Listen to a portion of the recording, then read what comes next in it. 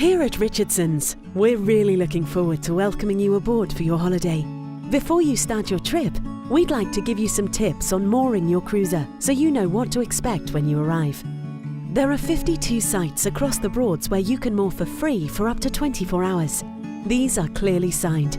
You can also moor for free at any of the hire boat marinas. Pubs and some private Broads may charge a small fee for mooring, and you may need to book in advance. You'll need to ensure that you're always moored up by dusk. When mooring in tidal areas, allow extra slack in mooring lines to allow for rise and fall. At Great Yarmouth, you should always moor at the yacht station, where the team will monitor your mooring lines for you. The golden rules of mooring are to take your time and approach the mooring slowly. Keep an eye on the tide and make sure everyone on board knows what they should be doing. There are two main ways of mooring, side on and stern on. When mooring side on, always make sure that you are moving against the direction of the tide. You may need to turn around before you can moor safely.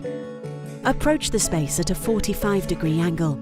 Slip the boat into neutral and glide into the mooring. Use the reverse throttle to bring the boat to a stop as necessary, and have a nominated crew member step ashore with your bow line to secure the cruiser. The tide will help the stern of the cruiser to drift gently into the shore. Keep your engine running until the mooring lines are secure. You will be asked to moor stern on to the bank at the marina basins, some yacht stations and staiths.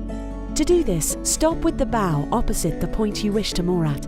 Turn the steering wheel hard over and turn the cruiser with a few bursts of hard throttle. When the stern is in line with the spot, center the wheel and reverse gently in. Use a burst of forward throttle to bring you to a standstill before your crew steps ashore to secure the vessel. You should always tie the mooring line nearest the direction of the tide first when mooring stern on. You'll be given the chance to practice mooring your cruiser in your trial run. But if you have any questions or concerns at any time during your holiday, you can call us for advice and assistance on the number in your captain's manual.